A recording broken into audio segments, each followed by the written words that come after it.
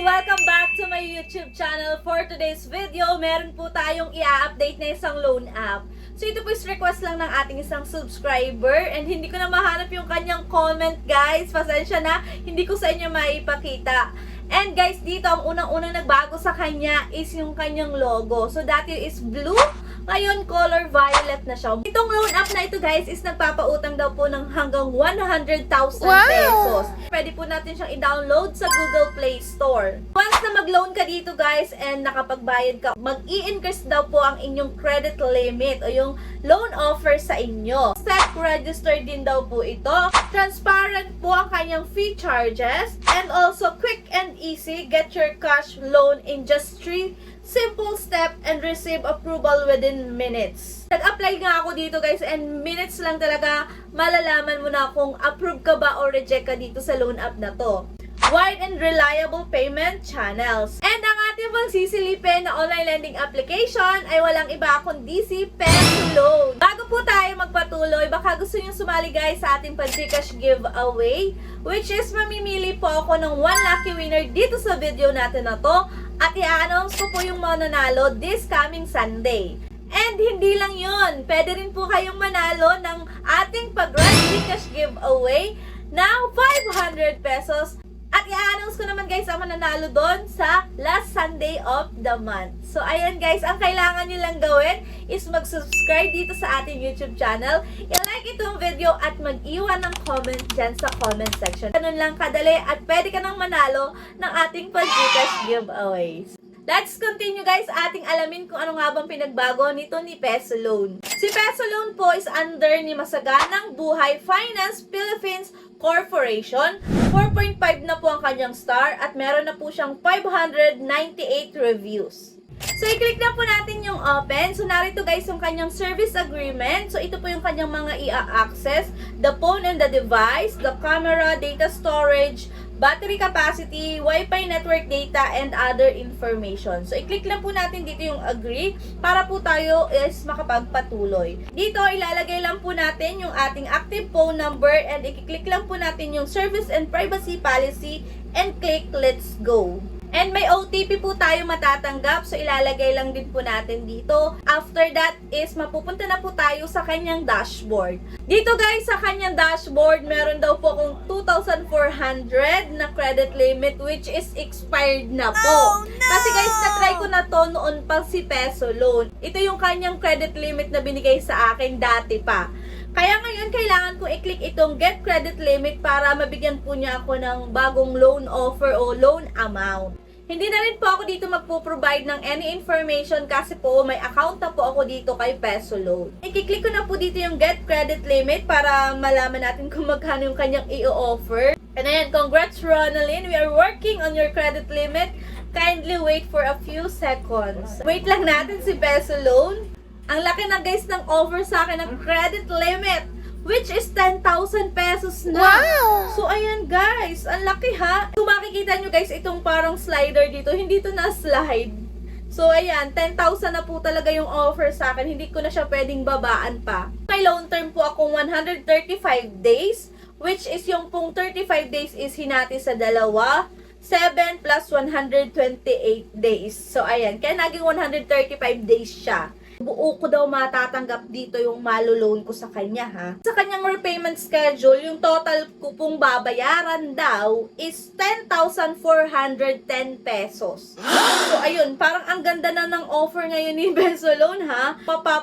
Submit ka dito pag nakita mo yung ganitong offer, guys. So, kaya naman, i-click ko, guys, yung get cash now para malaman natin kung ibibigay niya ba talaga yung 10,000 pesos. And sorry to say, guys, hindi po tayo na-approve. We regret to inform you that you're not qualified at this time. So, ayan, nag-apply uli po ako dito kay Peso Loan. So, pangalawang apply ko na uli siya, guys, dito, ha.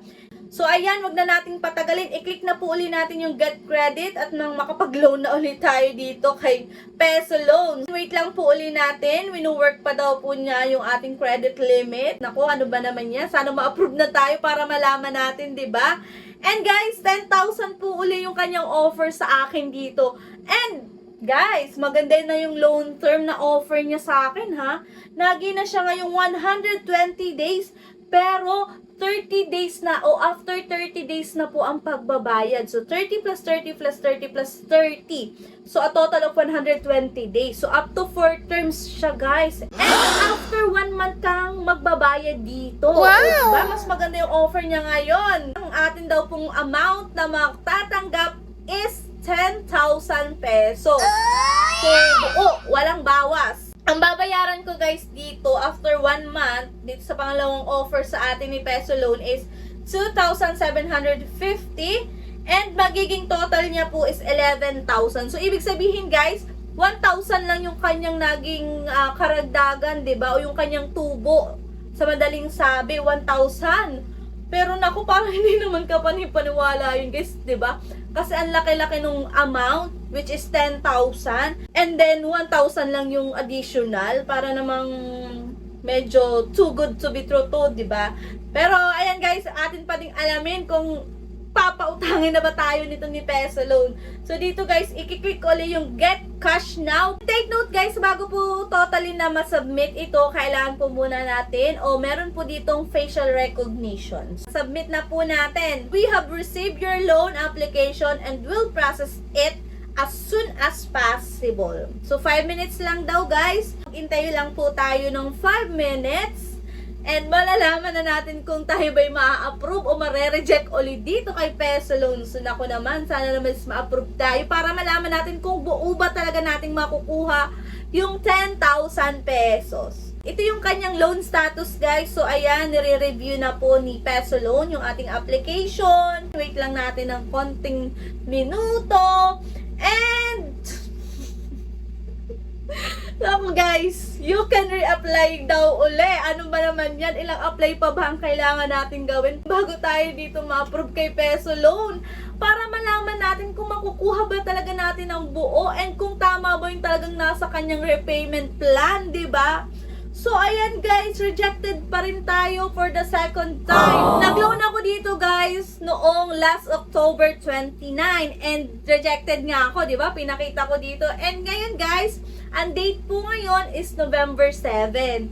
So, nag-apply po uli ako ngayon. And sad to say guys, rejected na naman tayo. Sorry guys, kasi hindi ko sa inyo masasabi kung buo ba talagang makukuha itong 10,000 na offer na ito ni Peso Loan and kung totoo ba talaga yung kanyang repayment plan. Tingnan nyo yung aking loan history. Talagang dalawa yan.